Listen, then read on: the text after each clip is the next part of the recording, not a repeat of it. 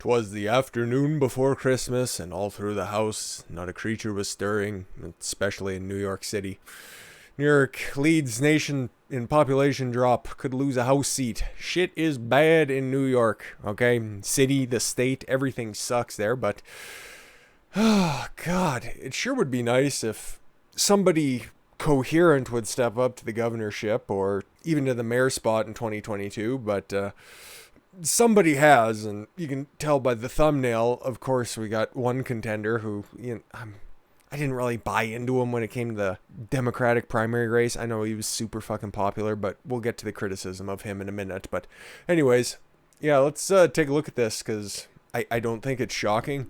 Because realistically, New York City was only facing maybe Los Angeles as being some of the worst run cities in the United States. Like Portland, if it was larger... probably. Seattle's up there as well. It's like the 5 cities in the entire United States that are just absolute shitholes. And hey, it looks like everything's catching up to Bill de Blasio in New York.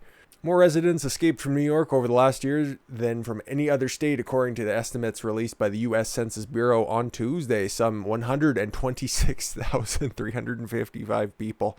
Holy fuck, hightailed it out of the Empire State between July 2019 and July 2020. That doesn't even take into account August, September. Holy fuck. When people were really starting to get sketched out about the election, and that was just after all of the big riots were taking place. So that's when people would have been putting their houses on the market. So, it's going to be... that number, 126,355, is going to be higher next year. I guarantee it. New York has been losing locals since 2016. Wow, that was the same time Bill de Blasio got in there. Thereabouts. But the most recent drop was significantly larger than in past years. It was also the state with the nation's biggest population decline, followed by Illinois. No kidding. Everybody else wants to escape from... oh, fuck. How could I forget Chicago? Jesus. If we're looking at the Mount Rushmore of shit mayors... God, you got to find place for Beetlejuice there. My God. Hawaii with 0.61% and West Virginia with 0.58. It's all that inbreeding. They're just killing themselves. And Hawaii, there's just nothing there. I really don't have much to say about Hawaii. It's just fairly obvious. There's only so much lounging in the sun and drinking out of coconuts with little umbrellas before you realize that this isn't a lifestyle, this is just a vacation. The estimates are based on the 2010 census, and the official 2020 census results will be released next year along with new legislative map. This is where it gets interesting, and by interesting I mean fantastic. The once-a-decade national headcount determines how the 435 seats in the House of Representatives are divided among the 50 states based on the population changes recorded. If the numbers hold, New York could lose 1 seat, dropping to 26. And if that takes place in, say, New York City, would that be too bad? If it happens outside of the major metropolitan areas, like Albany as well, Buffalo's all right. It's just a bunch of people who are fucking hell-bent for playoff football again for the first time in 20 years, just about. But boy, would I not shed a tear if New York City lost the House seat. That'd be terrible. They would end up slipping behind Florida for the first time ever. Not in a few decades, not in a few years, ever. Overall, the United States population grew at its smallest rate in 120 years from 19 to 20. The fucking entire country was closed down for a third of your sample period, so that stands to reason. Demographers attributed the trend to coronavirus pandemic's toll on the nation. Oh, fuck, I should work for the Census Bureau. Christ. Population growth in the United States has already been sluggish even before the virus because of dip in fertility and immigration restrictions. Yeah, that's terrible. We can't be not we, but... well, actually, because whenever the United States population grows at the same time, it directly affects Canada's growth because our chairman-in-chief just spreads wide open his cheeks. Borders for whoever wants to come in. And how are the two guys who are in charge of New York and New York City and New York State, rather, how are they taking the news? Well, as you can see, we're going to start with Andrew Cuomo, and he is not addressing it directly. He's just kind of deflecting his anger. Maskless New York City Republican club members go on a conga and shake their hips to Bee Gees disco songs at their holiday party. And New York Governor Andrew Cuomo blasted the club on Tuesday, saying their behavior defies logical explanation. You know what you should have been doing at that time? You should have been throwing a virtual birthday party where you try to raise money for your fucking re-election campaign in 2 years. Yeah, Yeah, you could have been there with such great guests like Robert De Niro, where he could have just went, Trump's bad. I'd like to punch him in the face. Or try to remove dog turds from Whoopi Goldberg's head. Oh, sorry, that's her fucking choice for dreadlocks. My God. Rosie Perez, I don't know who that is. I probably shouldn't either. And Ben Stiller and the Fonz. Only Andrew Cuomo can pull top fucking celebrities out of New York. But yeah, to be fair, this was a virtual event. It was on December 17th. And you know what? I unfortunately, I couldn't, bring this to you guys earlier. But hopefully he had a great reception there. Because we're going to show you how expensive each plate or each seat in this fucking Zoom call was. Governor Andrew Cuomo is looking to fatten his campaign coffers with an online birthday shindig that will cost supporters up to $10,000 to virtually rub shoulders with him and a few of his favorite celebrities. In a fucking Zoom call, pay $10,000. Holy fuck. Thursday evening event billed as a virtual birthday party and holiday reception will feature appearances, by those irrelevant hacks. I have nothing against Henry Winkler, but, the rest of them, I don't think Ben Stiller's ever made me accidentally laugh. Comes more than a week after the governor's December 6th birthday when he turned 63. Well, what was the problem then? He couldn't have fucking held his birthday party closer to that weekend? High rollers who raise or donate $10,000 will get a code to join a half-hour pre-party. Ugh. I couldn't think of anything less exciting to do with half an hour, along with flex tickets that friends can use to join the main reception later on. I don't know if you guys will be able to see this, but we got the rest of the different tiers that you can be there. You can be a friend of Cuomo. Ah, yes, a friend of ours for $5,000 and bring 5 of your friends along with you to the main reception. Or you can simply be a patron and bring 2 friends along for $2,500. What a steal. Or you can be a guest and bring yourself for $1,000 to sit in a fucking Zoom call. Holy shit. I'm sure he made out like a bandit because for whatever reason he's still popular by the people, at least the people that they poll in New York State. I know he has a very mixed reception across the country, and I don't know. Other than probably being a pisser to hang out with for a little while, I wouldn't really vote for him for governor at all. I could just see him snapping and fucking losing his lid there, and that would be fun to hang out with for a little while. But other than that, I could do without. But because we were looking directly at New York City to start this off, we gotta go to the man in charge, and I use man very loosely when I refer to Bill de Blasio. New York to use sheriff's deputies to enforce quarantine for those arriving in the UK. This is the pressing issue for Bill de Blasio, okay? It's not that he's driving out his citizens at a record pace. It's not that he's killing off every small business in New York City, which the entire city thrives on, okay? If you go up and down the side streets, it's all small businesses. There's very few chains outside of Times Square. It's mostly bodegas. It's mostly boutique restaurants. It's mostly just little small businesses. And he's locked them down, of course. And now he's going to make sure that if you come in from the UK, sheriffs are going to check up on you regularly, just like the shitty little nannies that you never wanted. But you know what? It's for your own good, okay? And let's listen to NPR tell us why this is such a great idea. New York City Mayor Bill de Blasio announced an aggressive new measure aimed at keeping a new variant of the coronavirus that is sweeping across London and southern England from spreading to the largest city in the United States. Well, guess what? At the same time, the information that we have on this new strain of coronavirus is that we don't know for sure if it's actually transmitting faster than the main strain of the virus. That's just kind of looking at replacement numbers. That's how they came up with the 70% more infectious. Oh, fucking love to follow the science on that one. And at the same time, all of the top vaccinators, all the guys who developed all the vaccines, the Pfizers, the Modernas, the Johnson & Johnsons, they said that, our vaccine is still going to work on this, so whatever. If you catch it, tough titties. And like it was pointed out before, there's been a whole bunch of different strains to this at the same time, so you're just getting your fucking panties in a bunch for no good reason. The mayor said effective immediately, law enforcement officials will be deployed across the city to enforce its 14-day quarantine. We're still using 14 days in New York City. Like, it's been 10 in Alberta since June? I think June. I could fucking care less at this point. A fucking sleepy head cold. But it always starts this way. It always starts, oh, okay, we're just going to use this to enforce, the people who have the very, very contagious version of this. And then it's eventually going to go to, okay, because that was effective, we're going to do that with people who have to still quarantine because we don't want to kill anybody.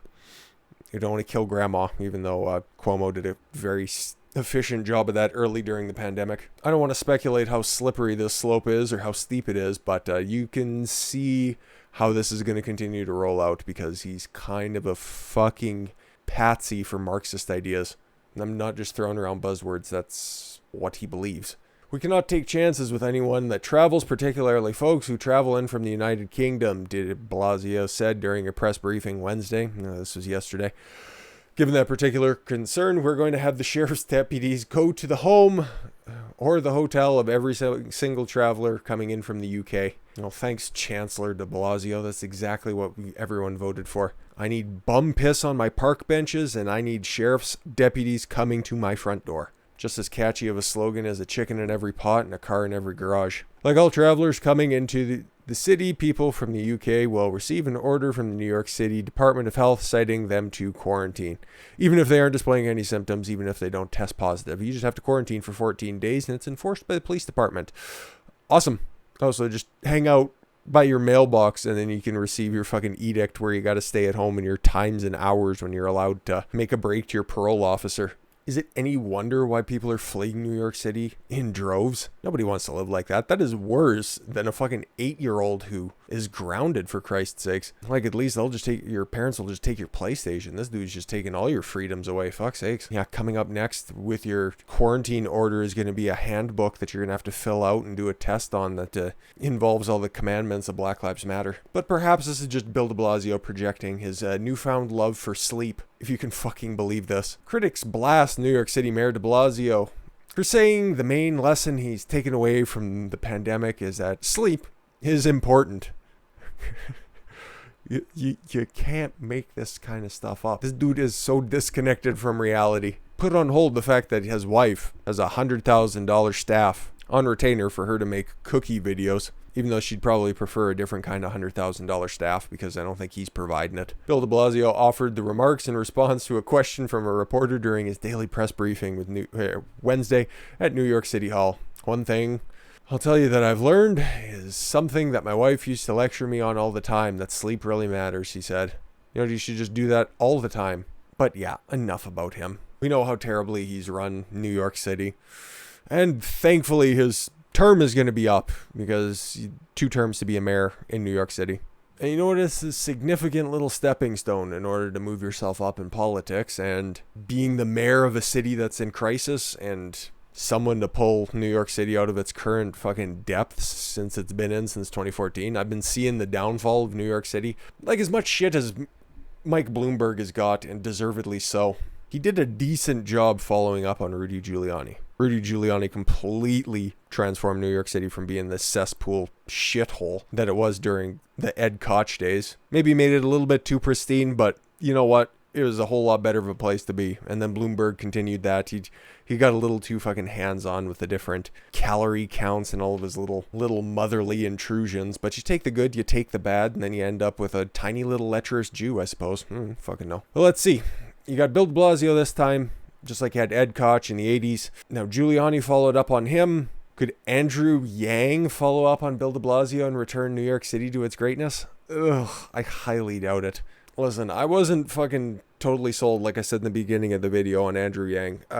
The popular people online were Tulsi Gabbard and Andrew Yang because they were kind of seen as outsiders and had different ideas, and the Yang gang was in full force because his dumbass fucking ideas of giving everybody $1,000 a month in perpetuity, universal basic income, because that's never worked anywhere ever. So let's just go ahead and do it on a national stage with the most complex country in the entire world. It just seems like a fucking great idea. It didn't work in Finland. It didn't work in the trial period that it happened in Quebec. But fuck it. Just like a true Democrat, you're just going to continue with the same ideas that don't work and have provenly not work, and just continue to force them down people's throat.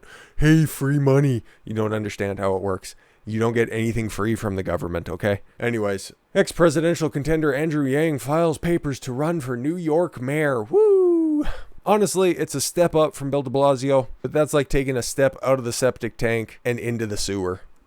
Andrew Yang, an entrepreneur and former 2020 U.S. presidential contender, has filed papers to run for mayor of New York City as a Democrat in next year's elections, according to the city's campaign finance board. Yang, who had no background in electoral politics, built an ardent grassroots following in the race to become Democrats' party nominee for the presidency, with his pledge to create universal basic income that would pay every American $1,000 a month.